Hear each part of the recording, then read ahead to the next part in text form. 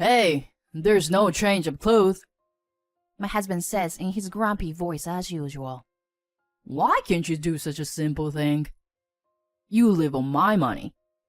Don't think you get so slack off just because you are pregnant. You really are a useless wife.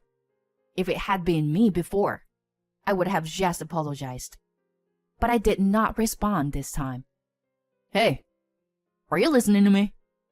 My husband shouts. However, I still did not respond. My husband seemed like he realized something by my strange attitude, and gradually turned pale. You already... I laughed at the houseplant in front of me, without looking at my husband. My name is Allie. I am an ordinary housewife. My husband David and I got married 3 years ago, after 2 years of dating. We are now expecting a child together, and my bumps is starting to get a little bigger. Hey, I'm home. I heard the front door open, and for a moment I felt a lump in my chest. I heard footsteps, and soon my husband entered the living room. His expression was grim as usual. Welcome home, David. I stopped preparing dinner and replied, but he didn't even take a glance at me, and sighed heavily as he sat down on a sofa. I think it was about a year into our marriage that my husband, who had been so kind to me when we first started dating, began to change his attitude. The casual lovey-dovey stopped. The smiles disappeared. And now, even conversations has become rare. When we were newlyweds, if I was preparing a meal, he would always say, I'll do something too. And he would stand in the kitchen with me. But now, this is what happens. I watch my husband's back as he watches the news program, and a sense of despair wells up in me. Suddenly, I felt a kick on my stomach from the inside, which made my face break into a smile, and I patted it gently.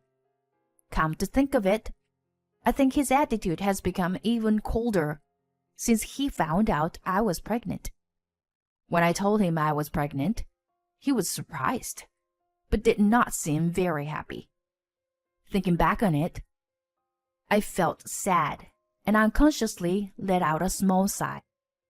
I plated the food I had made and took it to the dining table. The two of us sat at the table, facing each other. As usual, there was no conversation.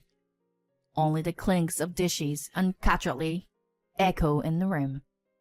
Even so, it seems that humans are adaptable creatures, and we have become completely accustomed to this situation. Even if there is no conversation, even if there is no more love, we can still live our lives as husband and wife. As I continued to eat in silence, my husband unusually called me out. Hey, today's lunchbox was only frozen food, wasn't it? My husband doesn't like store-bought lunches, so every morning I make him something to bring for lunch. Even now that our relationship has changed, that had not. Last night and this morning, I wasn't feeling well, so much that it was difficult for me to stand in the kitchen, so I somehow managed to pack frozen food in his lunchbox. I'm sorry, I wasn't feeling well. If this was work, you would be scolded, you know. You're not even working, and you were trying to find an easy way out, my husband said coldly, as he nonchalantly carried food to his mouth. This kind of complaint from him has become a regular occurrence. I am so used to it that it doesn't hurt me anymore, and it makes me a little sad that it had become the norm for me. I repeated I'm sorry, but he didn't answer me, and after finishing his meal, he left without carrying his dishes to the sink. At the dining table, left alone, I sighed again. One fine afternoon, I was walking home from the bus stop after my checkup at the OBGYN. The progress was good, and the doctor told me that, in my dark and gloomy life, The presence of this child is the only thing that makes me feel warm and fuzzy. I felt a little more relaxed when I stroked my growing bump. "Oh, Allie!" A voice calls out to me, and I looked up. There was my neighbor, Mrs. Miller, waving at me with a friendly smile on her face. Mrs. Miller is a caring, talkative woman and one of my closest neighbors.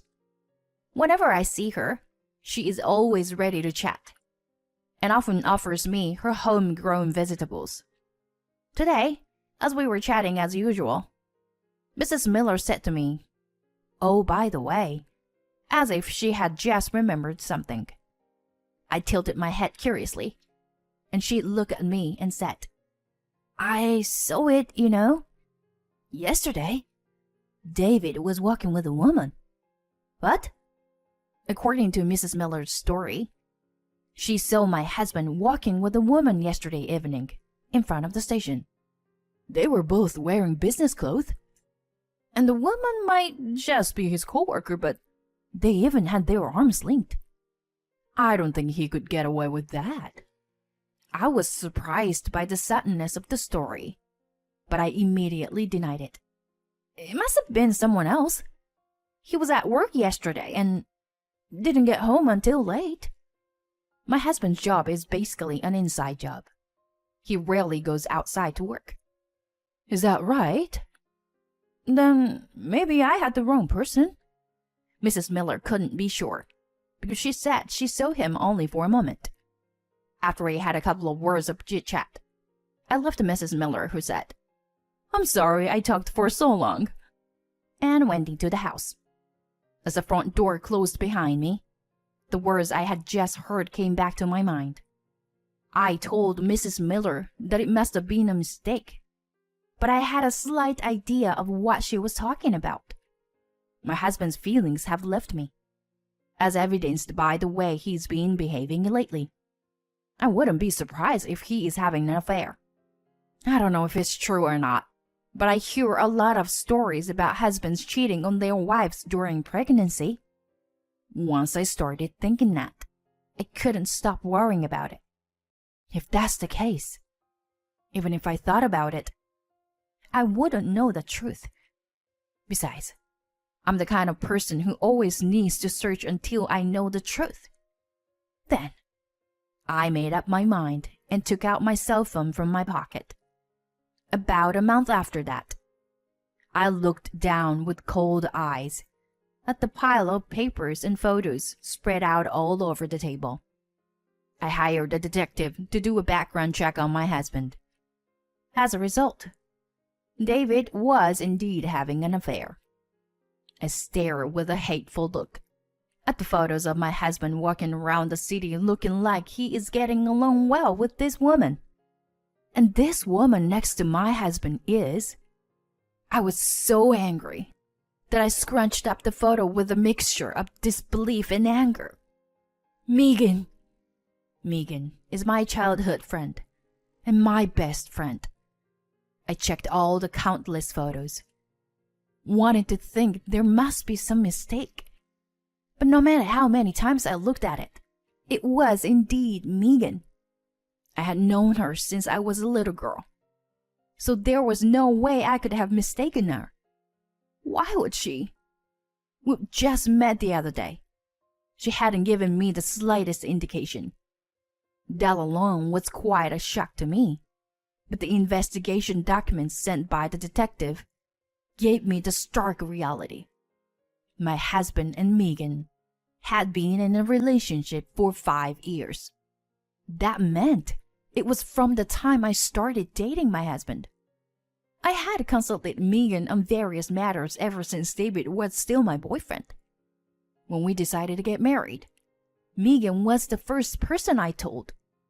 The way she listened to me so kindly, the smile on her face when she said congratulations. Were they all lies? Was she sneering at me behind my back when I was filled with happiness? How could she betray me and still manage to smile at me like that? She's unbelievable. But so is my husband. He knows very well my relationship with Megan. I've invited her over to my house countless times, and the three of us have hung out together many times. He knew, and he was unfaithful to me. Whatever little affection I had for my husband is gone now. I will never forgive him. Never. Anger welled up from deep within me. Like a torrent, it easily swept away and broke down the rationality that had been holding me back at the very last moment. I briskly brushed away the pile of papers on the table.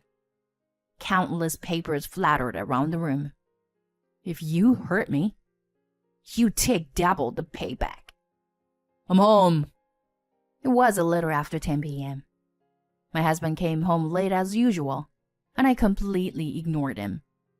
Only the sound of water rinsing the dishes echoed through the house. My husband came into the living room and took one look at me and said, "You could at least answer me." But I ignored that too. "I'm going to bed. Good night." I was about to leave the living room when... "Wait," my husband called out. "Hey, where's my food?" "I don't have any," I said coldly, and my husband looked surprised. Then his face turned red as he started yelling at me. "What's the matter with you? You live on my money, and you can't even prepare food for me?" Hearing his voice from my back, I closed the door to my room. I lay down on the mattress I had prepared on the floor. I can't bring myself to share a bed with my husband in this condition. I'm glad we have mattress for guests. My husband may have been intimidated by my attitude, as he didn't storm into my room. Well, what am I going to do now? Strangely enough, I am not anxious, and I am so calm inside that I could start laughing. I closed my eyes, thinking about my next move. Over the next few days, I continued the same strategy. I only prepare my own meals, and of course I don't make him lunch either. The washing machine is already full of clothes. I have ignored all of my husband's nonsense, such as do your work and at least make my lunch. Perhaps he was a bit flustered by my change in behavior over the past few days, and his tone of voice was becoming weaker and weaker day by day. A few more days passed, and then, one day, my husband stopped coming home. I hadn't heard from him, but I wasn't particularly worried. I chuckled as I hung the laundry out to dry for the first time in a long time. It was all going according to plan. There are only so many places my husband, with his limited social circle, could turn to. Just as I was thinking this, the phone rang. "Ollie, it's me." "Mrs. Amber?" It was my mother-in-law on the other end of the phone. I knew my husband would run to his parents' house. I had already told my parents-in-law about his affair. I wanted him to see his parents' faces when I showed them the documents from the detective. My mother-in-law sobbed as she said, "I don't remember raising him like this," while my father-in-law coldly said, "He's no longer my son." Naturally, his parents did not let him in the house. So I guess there was only one place my husband could go next. I thanked my mother-in-law, hung up the phone, and got ready to leave. A familiar apartment. I glared at the familiar room, and I walked up the stairs. 2 flights of stairs. The room to the right. I rang the intercom by the door, and a woman's voice answered from the other side of the door, and the door opened shortly after. Ollie? Hello. I'm glad to see you're doing well." I smiled at the woman who used to be my best friend, as she stiffened up. She tries to close the door, but I prevent her from doing so by putting my bag between the door. Her behavior convinced me that my prediction was right, and I opened my mouth. "You were taking good care of my husband, right? Can you go get him?" "There's no way he's here." What are you talking about? Coming in here out of the blue. Megan, what's wrong? Megan's urgent voice made my husband come out from the back of the room. I smiled at him, and his face stiffens too. I'm already aware of your relationship. Run or hide. It doesn't matter. I said this in a loud voice, so that my husband, who was trying to escape to the back of the room, could hear me clearly. I pushed Megan out of my way and stepped into the doorway to open my bag. I know everywhere you've been and everything you've been doing recently. I slammed the thick envelope on the floor, and a few of the photos inside fly out and flutter through the air.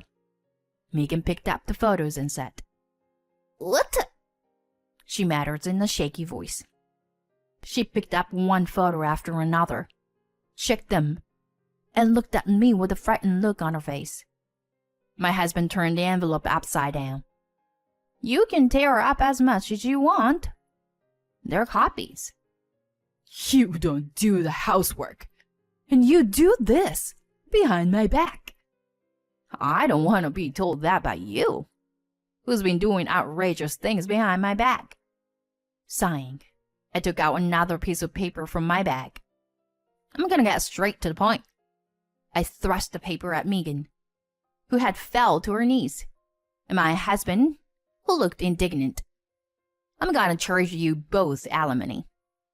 I'll be in touch with you shortly with the details, so please be prepared. With that, Megan stood up as if she had come to her senses. Wait! Megan grabbed my shoulder with great force. After a moment of hesitation, she opened her mouth as if she had made up her mind. I'm engaged to someone. If he finds about this, he'll break off the engagement. What?